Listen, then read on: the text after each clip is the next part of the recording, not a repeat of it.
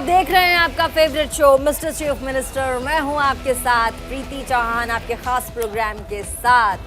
आज आपको एक बार फिर से जो हमारा प्रोग्राम है उसके कार्यक्रम को हम क्यों करते हैं वो हम आपको बता दें। मिस्टर चीफ मिनिस्टर ये शो करने का एक ही मकसद है कि आपके सूबे, आपके प्रदेश के मुख्यमंत्री क्या कुछ कर रहे हैं, दिन भर किन कार्यक्रमों में उन्होंने हिस्सा लिया, आपके लिए आपके मुख्यमंत्री क्या कुछ नया कर रहे हैं, कौन सा कार्यक्रम जो आपको नई सौगात देगा उससे हम आपको रूबरू करवाते हैं। और साथ ही देश भर में क्या कुछ चल रहा है, दूसरे राज्यों के मुख्यमंत्री क्या कुछ कर रहे हैं वो भी हम आपको बताते हैं। इसीलिए ये कार्यक्रम बड़ा खास हो जाता है ताकि मिस्टर चीफ मिनिस्टर में जितने भी हमारे दर्शक हैं वो लगातार हमसे जुड़ते हैं और साथ ही जान पाते हैं कि उनके जो प्रदेश, जो सूबे के मुख्यमंत्री हैं वो उनके लिए क्या कुछ कर रहे हैं और कैसे जो उनका सीधा सरोकार उनके मुख्यमंत्री से है।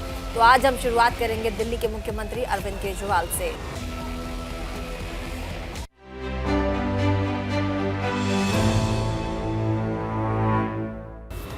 तो मिस्टर चीफ मिनिस्टर में शुरुआत करते हैं दिल्ली के मुख्यमंत्री अरविंद केजरीवाल से, जो कि दिल्ली सरकार और उपराज्यपाल में एक बार फिर से तनातनी देखने को मिला है। इसलिए दिल्ली सरकार के काम में एलजी की तरफ से दखल दिए जाने और टीचर्स को फिनलैंड जाने से रोकने पर विरोध में आम आदमी पार्टी ने मार्च निकाला है, जिसकी अगुवाई खुद मुख्यमंत्री अरविंद केजरीवाल ने की। इस दौरान दिल्ली के उप मुख्यमंत्री मनीष सिसोदिया, तमाम आम आदमी पार्टी के विधायक वहां दिखाई पड़े। साथ ही उपराज्यपाल वीके सक्सेना पर भी मुख्यमंत्री केजरीवाल ने जमकर निशाना साधा। कहा कि एलजी शिक्षकों को फिनलैंड जाने से रोक रहे हैं। इसके साथ ही उन्होंने एलजी पर दिल्ली में योग कक्षाओं पर रोक लगाने का भी आरोप मढ़ दिया। हम आपको बताते चलें कि मुख्यमंत्री केजरीवाल ने आगे कहा कि दिल्ली को तानाशाही नहीं बल्कि संविधान और जनतंत्र चाहिए। जनता के हक के लिए हमारा संघर्ष जारी रहेगा। दिल्ली के मुख्यमंत्री ने सुप्रीम कोर्ट का आदेश दिखाते हुए कहा कि दिल्ली की चुनी हुई सरकार, दिल्ली के लोगों का टैक्स, दिल्ली के बच्चों की शिक्षा, तो वहीं फिर एलजी साहब को क्या परेशानी है, गरीबों के बच्चों को भी अच्छी से अच्छी शिक्षा मिलनी चाहिए। हम सरकारी शिक्षकों को फिनलैंड ट्रेनिंग के लिए भेजना चाहते हैं। वहीं उप मुख्यमंत्री मनीष सिसोदिया ने कहा कि एलजी को शिक्षकों को ट्रेनिंग में जाने देने से रोकने का हक कतई नहीं है।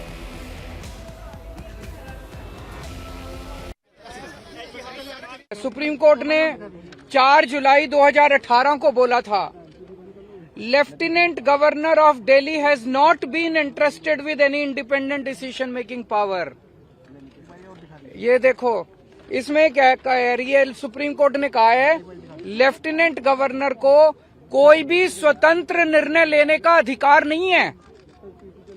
ये 2 बार लिखा, उनको पता था एलजी एक बार में नहीं मानेंगे। एक तो उन्होंने 284 नंबर पैराग्राफ में लिखा और एक उन्होंने 475 नंबर पैराग्राफ में फिर लिखा सुप्रीम कोर्ट ने, there is no independent authority vested in lieutenant governor to take decision. इसमें लिखा हुआ है कि लेफ्टिनेंट गवर्नर स्वतंत्र रूप से कोई निर्णय नहीं ले सकते। सुप्रीम कोर्ट कह रहा है कि लेफ्टिनेंट गवर्नर स्वतंत्र रूप से कोई निर्णय नहीं ले सकते। फिर लेफ्टिनेंट गवर्नर साहब फिनलैंड की शिक्षकों की ट्रेनिंग को रोकने वाले कौन होते हैं, वो क्यों रोक रहे हैं? वो कहते हैं मैं सुप्रीम कोर्ट को नहीं मानता। अगर कोई लेफ्टिनेंट गवर्नर या गवर्नर इस देश का ये कहेगा मैं सुप्रीम कोर्ट को नहीं मानता, तो फिर तो इस देश के अंदर ना जनतंत्र बचेगा, ना संविधान बचेगा, कुछ नहीं बचेगा। हमें बेहद दुख है कि आज हम सब लोगों को, दिल्ली के मुख्यमंत्री को, दिल्ली के सारे चुने हुए विधायकों को एलजी हाउस मार्च करके कोई बड़ी चीज के लिए नहीं जाना पड़ रहा है, मात्र इस चीज के लिए जाना पड़ रहा है कि एलजी साहब हमारे शिक्षकों को फिनलैंड ट्रेनिंग के लिए जाने दो, उनको मत रोको। अगर दिल्ली का चुनाव हुआ, दिल्ली के 2 करोड़ लोगों ने वोट डाल के अपने मुख्यमंत्री को चुना, 70 में से 62 सीट दी, वो मुख्यमंत्री अगर अपने शिक्षकों को फिनलैंड ट्रेनिंग नहीं भेज सकता तो फिर क्या फायदा है ऐसे चुनाव का और क्या फायदा है जनतंत्र का? बहुत सारे काम इन दिनों में एलजी साहब ने, जैसे मैंने अभी आपको दिखाया, एलजी साहब ने दिल्ली में योगा क्लासेस रोक दी। बताओ, योगा क्लासेस रोकने से एलजी साहब को क्या फायदा हुआ? 17,000 लोग डेली योगा करते थे, मैं उनको फ्री में योगा कराता था। एलजी साहब ने अफसरों को बोल के दिल्ली के सारे मोहल्ला क्लिनिक्स की सारी पेमेंट रुकवा दी, दवाइयां रुकवा दी, टेस्ट रुकवा दिए, डॉक्टरों की तनख्वाह रुकवा दी, मोहल्ला क्लिनिक का रेंट रुकवा दिया, मोहल्ला क्लिनिक का बिजली का बिल रुकवा दिया, दिल्ली जल बोर्ड की सारी पेमेंट्स रुकवा दी इस बार। हम चाहते थे 24 घंटे पानी और यमुना की सफाई के ऊपर मिशन मोड में काम करना, तो हमने कई हजार करोड़ रुपए जल बोर्ड के लिए रखे थे, कोई पेमेंट नहीं होने दी दिल्ली जल बोर्ड की। एलजी साहब ने डीटीसी के बस मार्शल, जो हमने महिलाओं की सुरक्षा के लिए बस मार्शल लगाए हैं डीटीसी की बसों में, उनकी 3 महीने से पेमेंट नहीं होने दी। पता नहीं कितने सारे काम एलजी साहब ने रोक दिए। तो ये सुप्रीम कोर्ट के ऑर्डर की कोई वैल्यू ही नहीं है। सुप्रीम कोर्ट कह रहा है एलजी साहब कोई एक्शन नहीं ले सकते, कोई स्वतंत्र रूप से निर्णय नहीं ले सकते, तो फिर एलजी साहब ये सारे काम कैसे रुकवा सकते हैं? और इसी बीच हमारे संवाददाता ने भी मुख्यमंत्री अरविंद केजरीवाल से जानने की कोशिश की कि वो कह क्या रहे हैं। देखिए एक्सक्लूसिव बातचीत अरविंद केजरीवाल की। हमारे साथ हैं अरविंद जी, ये बताइए कि आखिर ये जो टीचर्स को जाने का मामला है, तो शिक्षा के साथ निराधार, इनसे कर लो, इनसे शिक्षा के साथ निराधार किया जा रहा है। मैं उम्मीद करता हूं कि एलजी साहब जनता के आक्रोश को समझेंगे और टीचर्स को फिनलैंड जाने देंगे। कानूनी लड़ाई भी लड़ने की है, जो भी जरूरत पड़ेगी करेंगे, लेकिन फिनलैंड हम अपने टीचर्स को अच्छी ट्रेनिंग तो कराएंगे अपने बच्चों को। एलजी संविधान की हत्या करें आप? एलजी खुलेआम कह रहे हैं मैं संविधान को नहीं मानता, मैं सुप्रीम कोर्ट के ऑर्डर्स को नहीं मानता, मैं तो एडमिनिस्ट्रेटर हूं, मैं तो दिल्ली का शासक हूं, मैं कुछ भी कर सकता हूं। आप तो संविधान की कॉपियां भी लेकर गए थे कानून, मैं अभी भी लेके घूम रहा हूं साथ में। तो लड़ाई जारी रहेगी? बिल्कुल। तो बिल्कुल दिल्ली के मुख्यमंत्री अरविंद केजरीवाल ने न्यूज इंडिया से बातचीत की और उन्होंने कहा है कि कानूनी लड़ाई जारी रहेगी। कैमरा पर्सन नरेश के साथ नमित त्यागी, न्यूज इंडिया, दिल्ली। तो आपने मुख्यमंत्री को सुना और साथ ही वहीं दिल्ली के डिप्टी सीएम मनीष सिसोदिया से भी हमारे संवाददाता ने बातचीत की है। मनीष सिसोदिया ने क्या कुछ कहा है वो भी आपको सुनवाते हैं। दिल्ली के डिप्टी सीएम मनीष सिसोदिया और मुख्यमंत्री अरविंद केजरीवाल विधानसभा से यहाँ तक पैदल मार्च करके आए। मनीष जी, शिक्षा पर रोक लगाई जा रही है, टीचर्स को रोका जा रहा है ट्रेनिंग के लिए विदेशों से। ये बहुत शर्मनाक है कि दिल्ली के चुने हुए एलजी, दिल्ली के लोगों की, दिल्ली के जो एलजी हैं वो दिल्ली की चुनी हुई सरकार के काम रोकने के क्रम में शिक्षा का काम भी रोकने लगे हैं, टीचर्स की ट्रेनिंग का काम भी रोकने लगे हैं, जबकि सारी दुनिया में इस बात को माना जाता है कि टीचर्स की ट्रेनिंग बहुत इंपॉर्टेंट होती है। अब वो कह रहे हैं नहीं, टीचर की ट्रेनिंग की जरूरत नहीं है, देश में करा लो कहीं।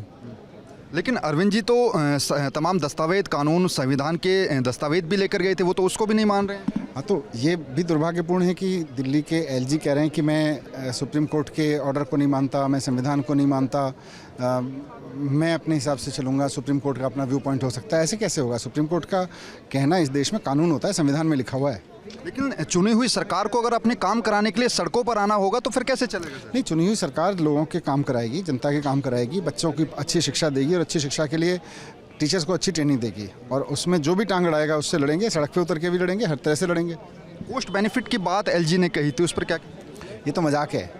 मतलब कभी कहते हैं देश में ट्रेनिंग करा लो, कभी कहते हैं कॉस्ट बेनिफिट एनालिसिस करा लो, कभी कहते हैं डीओपीटी गाइडलाइंस दिखाओ। 1000 से ज़्यादा टीचर्स को ट्रेन करा चुके हैं। अब उनको ये नहीं दिख रहा है, उनको ये नहीं दिख रहा है कि टीचर्स की ट्रेनिंग से ही बच्चों की शिक्षा अच्छी होगी। मेयर के वोटिंग के लिए भी आपने लेटर लिखा था, उसकी तो डेट दे दी गई है। चलो, अच्छी बात है। तो बिल्कुल दिल्ली के डिप्टी सीएम मनीष सिसोदिया ने न्यूज इंडिया से बातचीत की। उन्होंने कहा है कि बच्चों के शिक्षा की लड़ाई को लेकर वो लगातार जंग लड़ते रहेंगे, और सीधे तौर पर मेयर की वोटिंग के लिए तो तारीख मिल गई है, लेकिन अभी भी टीचर्स को जो है ट्रेनिंग के लिए फिनलैंड जाने का जो मामला है वो लगातार तूल पकड़ता जा रहा है। एलजी की तरफ से उस फाइल को रोका गया है, जिसके खिलाफ जो है आज सदन के अंदर हंगामा हुआ और उसके बाद सीएम और डिप्टी सीएम को सड़क तक पहुंचना पड़ा। कैमरा पर्सन नरेश के साथ नमित त्यागी, न्यूज इंडिया, दिल्ली। और अब बात मध्य प्रदेश की कर लेते हैं। यहाँ पर भोपाल में G20 के तहत आयोजित हो रही 2 दिवसीय थिंक बैठक का मुख्यमंत्री शिवराज सिंह चौहान ने दीप प्रज्वलित करके आज शुभारंभ किया। आपको यहाँ बताते चलें कि मध्य प्रदेश को G20 के तहत थिंक 20 की 2 दिनों की बैठक की मेजबानी मिली है, जिसका भोपाल के कुशाभाऊ ठाकरे सभागार में आयोजन किया गया। इन बैठक में तकरीबन 22 देशों के 94 प्रतिनिधि हिस्सा ले रहे हैं। इन मौके पर अपने संबोधन में मुख्यमंत्री शिवराज सिंह चौहान ने पर्यावरण संरक्षण पर जोर दिया और कहा कि भारत में प्राणियों, पेड़, नदियों, पर्वतों, प्रकृति को भी पूजा जाता है। क्या कुछ कहा मध्य प्रदेश के मुख्यमंत्री ने, एक बार आपको सुनवा भी देते हैं। आपको बताना चाहता हूं, राजा नहीं, भारत गेस्ट को गॉड मानता है। अतिथि देवो भवा हमारी परंपरा है। ये भारत की परंपरा है कि मेहमान हमारे लिए भगवान जैसा होता है। आप राजा नहीं, आप भगवान जैसे हैं हमारे लिए। मेहमान जो हमारा होता है वो जान से प्यारा होता है, और मैं सचिन जी से आग्रह करना चाहूंगा कि कोई कमी हमारे अतिथियों के स्वागत में रहना नहीं चाहिए। आप कर भी रहे हैं। मित्रों,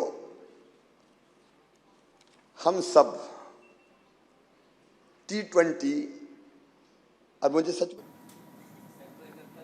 और T20 सम्मेलन में सबसे पहले मुख्यमंत्री शिवराज सिंह चौहान ने हिस्सा लिया और साथ ही अलग अलग देशों के डेलीगेट्स के साथ पौधारोपण भी किया। स्मार्ट उद्यान में उद्योग, अलग अलग उद्योग, साथ ही प्रजातियों के पौधे भी उन्होंने लगाए। उद्योगों पर तो बातचीत हुई, हालांकि पौधा लगाते हुए यहाँ पर मुख्यमंत्री दिखाई पड़ रहे हैं। साथ ही मध्य प्रदेश में अंकुर पोर्टल भी बनाया गया है। इसमें प्रदेश की जनता शादी की सालगिरह, साथ ही जन्मदिन पर पौधे लगाते हैं। मुख्यमंत्री ने कहा कि अंकुर पोर्टल के जरिए से लोग जुड़ते जा रहे हैं। इसकी जो संख्या है वो तकरीबन 37 लाख से भी ज्यादा हो गई है और अब ज्यादा बढ़ भी रही है।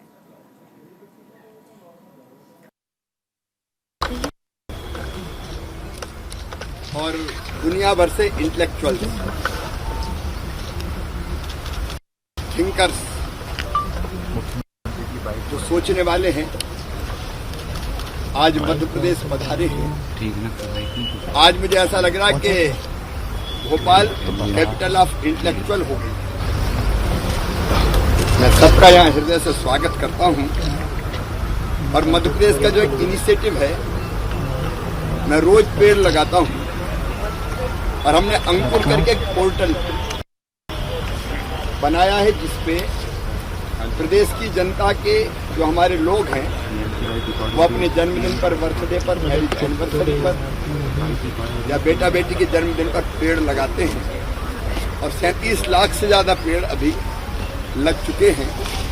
आज मैंने निवेदन किया कि यहाँ जहाँ मैं रोज पेड़ लगाता हूँ, आप सब भी, क्योंकि प्रधानमंत्री जी ने G20 की जो थीम रखी है, one earth, one family, one future, और फ्यूचर अगर धरती का भी ठीक रहना है तो पर्यावरण जरूरी है और पर्यावरण के लिए पेड़ जरूरी है।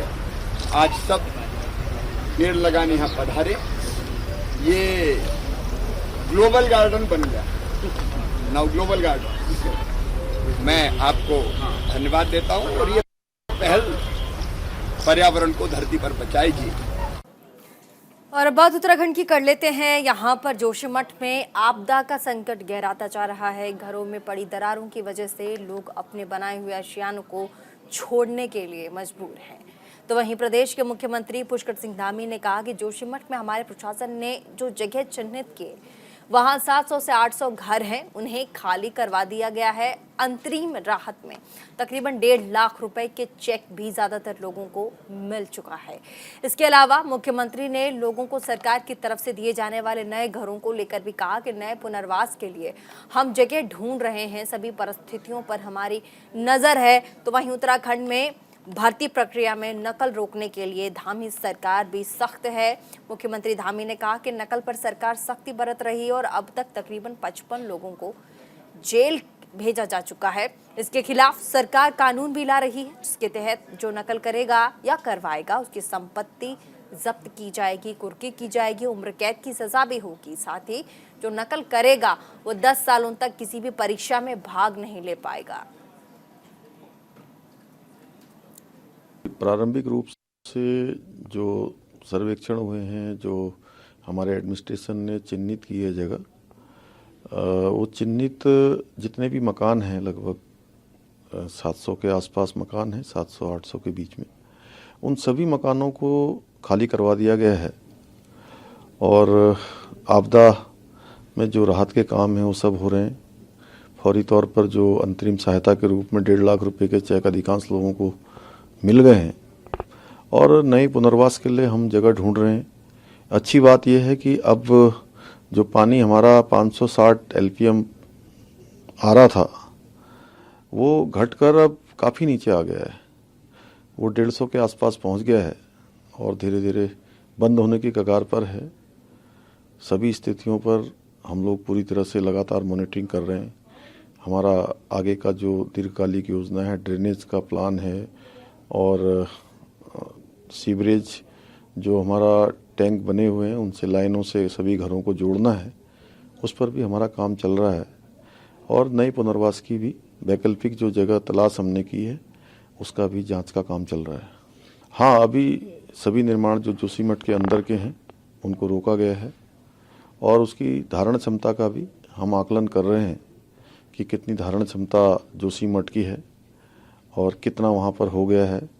और जोशीमठ के साथ साथ पूरे उत्तराखंड के अंदर जितने भी हमारे ऐसे शहर हैं सभी की एक भार सहन करने की जो कैपेसिटी है उसका हम लोग अध्ययन कर रहे हैं और देखेंगे कि किस शहर में उसकी कैपेसिटी से ज़्यादा तो नहीं हो गया है। अगर ज़्यादा हो गया है तो फिर उस पर आगे कार्रवाई करेंगे। ये नकल के जो मामले हैं ये बहुत अंदर तक घुसे हुए हैं और 2015 से 16 से लगातार नकल के मामले आते रहे और पिछले दिनों हमने इस पर कार्रवाई भी करी है।